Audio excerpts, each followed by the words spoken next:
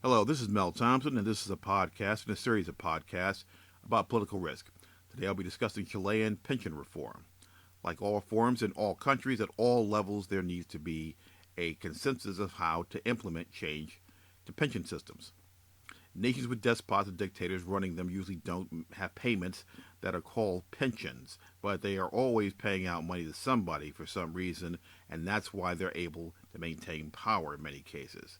In other words, a consensus in a country that is run by a dictator is more or less an agreement about who would be carrying the bag of money to whom and how that money gets divvied up. In the case of Chile, we have a democracy that is struggling to make reforms to its pension plan. The gum in the works is a lack of consensus among the stakeholders as to how to do this. The main issues of disagreement center on how to maintain a fair system that is economically viable with the structure of the current AFPs. One is a much better deal for pensioners. This is a fair deal. The other, less so, the AFPs. Recent protests have centered around AFPs as an unfair method of pension distribution. The political risk is how to reform this system to prevent the political risk of further protests with maintaining the financial controls at the same time that the AFPs afford the government. President Michelle Bachelet is in the last year of a 4-year term. She can walk away and may do so, but she does not want to have civil unrest as her legacy. This is particularly true if it is caused by a system designed to help those who are in the most need, and they were created under a dictator. She doesn't want to be the last person that was there when civil unrest became untenable because she did nothing or was trying to dismantle a system that a dictator of all the types of people in the world put in place. Augusto Pinochet, with all his bad parts, of which there were numerous bad things about him, did try to put a pension system in place. He just didn't do one that was going to survive the test of time and make people happy. And that's where we are right now.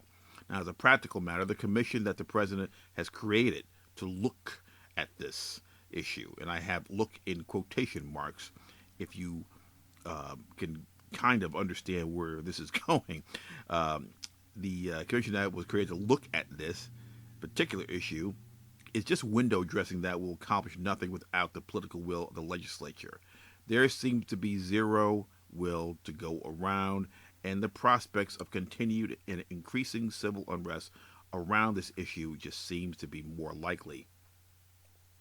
The flip side and the best outcome is if the synopsis and the look, once again, look in quotation marks, the look of the commission does the absolute opposite of what I believe is going to happen, which they will do something positive because there's political will involved, and this will occur if I'm wrong about this, and I may be.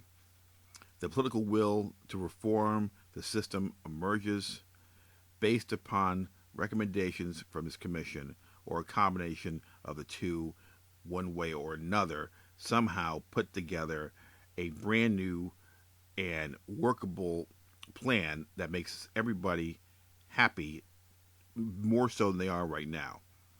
I do not think this is likely. Therefore, the political risk mitigation tools such as insurance, reviewing of contracts, etc., must be sufficient and constant until we get some indication of where this is going. So must the caution that prevents new projects from being developed prior to a new administration post Bachelet.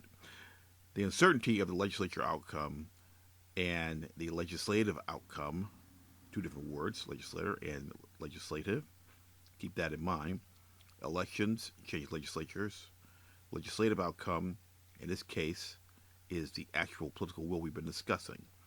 The uncertainty of the legislative outcome, coupled with the commission that will be a facade, in my opinion, must dictate caution, not exuberance, for expanding FDI and business in Chile at this time. This has been Mel Thompson.